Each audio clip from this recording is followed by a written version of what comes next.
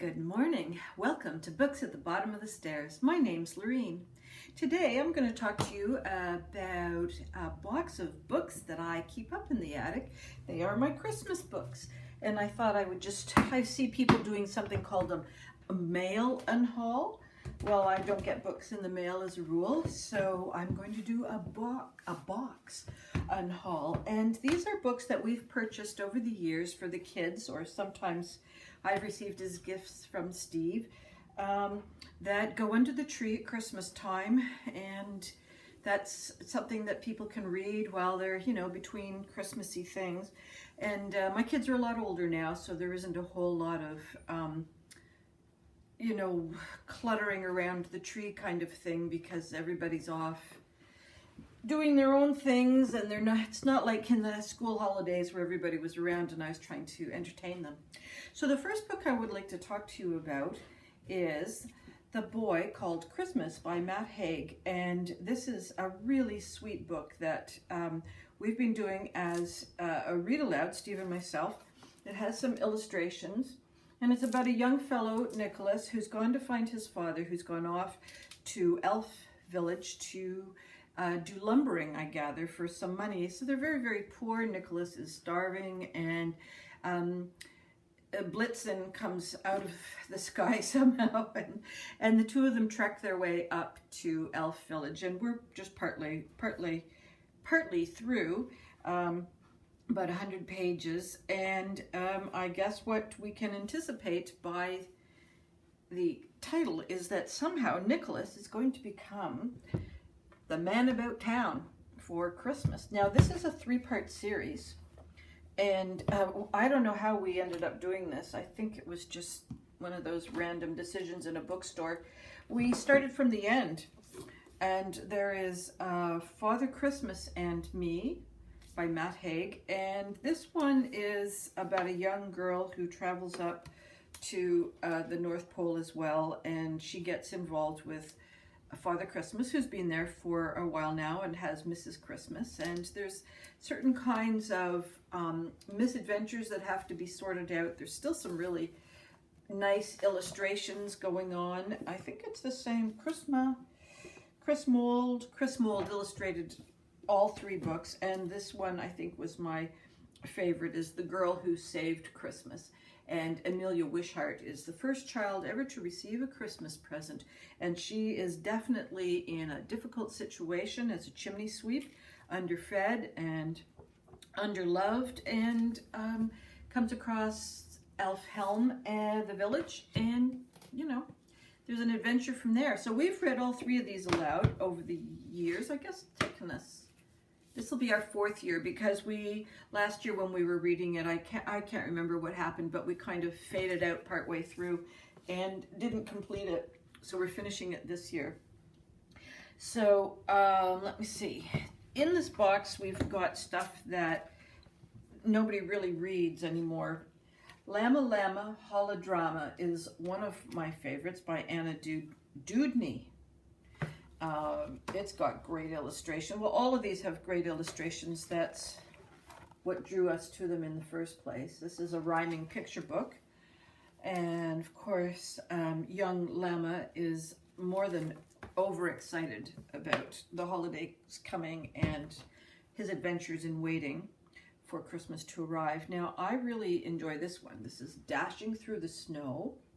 It is a Canadian Jingle Bells, written by Elaine Becker and illustrated by Werner Zimmerman. Oops. And it's got some fun ink and magic marker and washes, and it's about all these guys who get together on the sled, and they're jingle belling through the winter nights on their way to Christmas. Yeah, I can't really read them all, but that would be kind of fun if I actually had the time. Maybe I'll do something like that next year, is read a few of them out loud.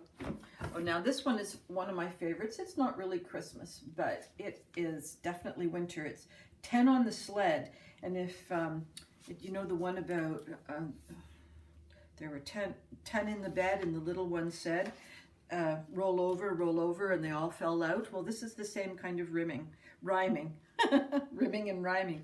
So all the animals are headed up the hill, and they're starting to come off the sled as they roll down the hill, and things get more and more chaotic, and fewer animals are on the sled as the journey continues.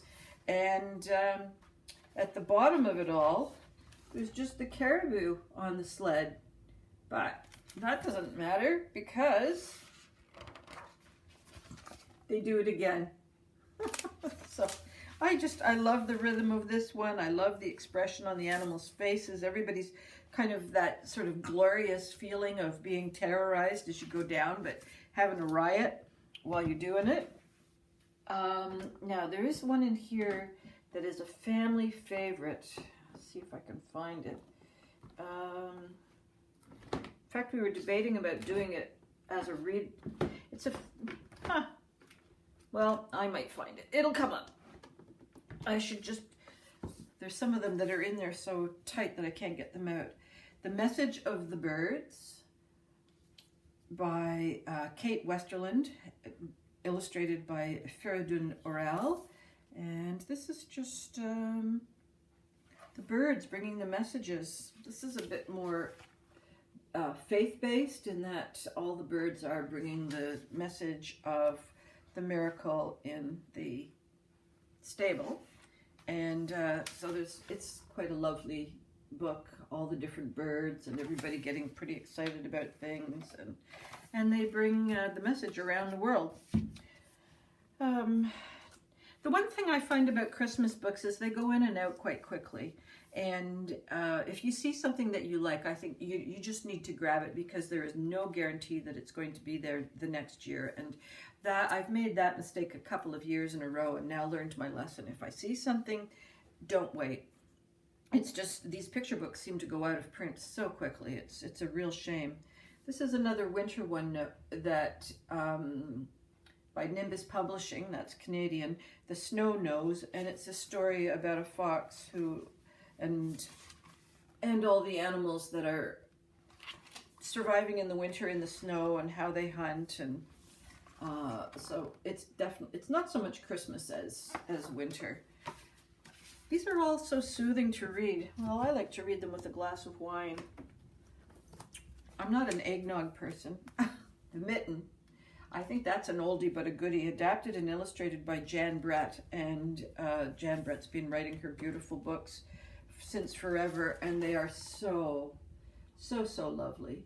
She does such a wonderful, warm, expressive illustration. And this is one about a mitten, and everybody's really chilly, and they're all trying to get into this mitten, and you know something's going to happen. How many animals can a mitten hold? Okay. Well, this is the one that the kids read every year with their dad. This is not the original copy. My brother, when we were kids, received all the Dr. Seuss books. So he has the one from the 1960s. This one was purchased when my kids were little, 2007. So this belongs to my son. No need to tell you that story. This one is a very sweet illustration. I don't know if any of you read the Golden books when you were younger, or you read them to your kids. This is a similar kind of illustration. It's by Delav Ipkar, and it's got the same kind of softly edged illustration of the animals, and the animals have not been given human features. So as it goes through, each page is 4 porcupines, and then there's 5 raccoons, and we slowly build up to probably 12. I predict there will be 12 animals, yes, by the time it's all over. It's a very sweet one. And the illustrator used the New England fields and forests as inspiration. Let's see, what else have we got? There's some of them. Oh, this is a typical Canadian one. It's really quite beautiful. The Northern Nativity by William Kurlak. And he has, what he's done is he's done an illustration from different parts of Canada. And I think all of them. Well, okay, for those of you who aren't Canadian, what we've got here is, these are the Parliament buildings in the background, and this is the Ottawa River, and we've got a sort of a, one would think of First Nations mom there. And when I was a kid on the Ottawa River, there were thousands of logs, and so this goes back to probably the 1950s as far as the inspiration. So he's gone to different parts of Canada and imagined the nativity as a metaphor in these different communities. So this one is in Country Mission. I don't know where that is. It looks kind of Newfoundlandy, but who's to say? So it's quite nice because he's got such beautiful illustration, very sensitive. This one is in sort of a homeless area, very industrial. Quite a interesting take on what the Virgin Mary is doing with herself on Christmas Eve, and how it can be sort of a, the miracle is across the world. Different moms and children can all be sort of seen as potential for, what would you call that? Like, what is the Virgin Mary in first? But like, okay, take it out of its religious stuff, and what if you've got the miracle of motherhood and birth, and so I guess that's kind of what he's talking about. Okay, Christmas is for Bear. This is a sweet one. Bear is in a number of different books. We're a visitor for Bear, a birthday for Bear, bedtime for Bear, sniffles for Bear, a library book for Bear. So this is Bear. And it is written by Bonnie Becker and illustrated by Katie MacDonald Denton. And Bear has a lot of animal friends, and he's very grumpy. He wants to go to bed, but everybody's insisting that he has to hang around for Christmas, and he's just like, come on, just leave me alone. And he's always trying to, just sneak out of it. And the animals are determined that they are going to give Bear the best Christmas he's ever had. And eventually Grumpy Bear gets into the swing of things. Okay. Oh, yes. Well, now the other things that we have in here are videos and old DVDs. And I'm sure you're familiar with some of these, like A Christmas Story. This is the one where the kid, does he get a gun? I think he gets a gun for Christmas, like a pop gun sort of thing. And there's a Christmas pageant goes on, and he ends up being deeply embarrassed by it. It's a cute little story. I particularly like the Mickey Mouse, Donald Duck Christmas cartoons. Our daughter really likes Charlie Brown. That's been around. I have trouble watching it these days. I've seen it so many times. I just don't know how to watch it anymore. This is a really sweet one, A Partridge in a Pear Tree, illustrated by Charlie Harper, and I do adore Charlie Harper's artwork. It's very graphic and simplistic, and what he's done here, usually he has quite a lot of very strong line work in his art, and in this one, that line work is gone. He's just used the crayons and so forth to give you the, I don't know if you can see that because it's got that very pale beigey paper, but you can sort of see how there aren't any strong lines, and you get just a gesture of the people or the animals. And from an illustration point of view, it's really very nice. Child's Christmas in Wales, which we enjoy watching. If you're Canadian, you know Stuart McLean, Dave Cooks the Turkey. Oh my gosh, now that, if you're not Canadian, you should look up Stuart McLean. He was a radio host for CBC. Well, was he a host? He was sort of a program leader, and he's got about 12 Christmas stories, and Marley is his wife, Dave is the husband, they've got 3 kids, and Dave is always getting into some kind of trouble, and he just reads the situation slightly wrong, or he comes at it from a very, like, immature is not the right word, but just like enthusiastic, so it becomes kind of boyish and uplifting in a way, but quite often he just gets like, he gets stuck on the roof, or he ends up forgetting that he's in charge of the turkey that year and how he goes about solving it. And we tend to listen to those at lunchtime on Christmas Day. They're so funny. Somewhere in the world we have those on a recording, so we can do that without having to turn on, I'm sorry, we don't have to do that as a read aloud. We can just sit there and enjoy it. Well, the book that I was looking for, we've got Rudolph. The book I was looking for was The Best Christmas Pageant Ever, and I thought I owned it, but I'm not seeing it here, and that is too bad, because it is one of the funniest interpretations of Christmas. I wonder where it's got. The other one that gets read every year is The Bear's Christmas. This is the one that Steve reads to the kids just before he reads them the night before Christmas. This is one of the early Berenstain Bears by Stan and Jan Berenstain. They did the illustration and the writing. This is before they got all like sentimental and socially correct and boring. So this is a real sweet one. And Dad is trying to show son how to use his Christmas toys, his skates and his skis and so on.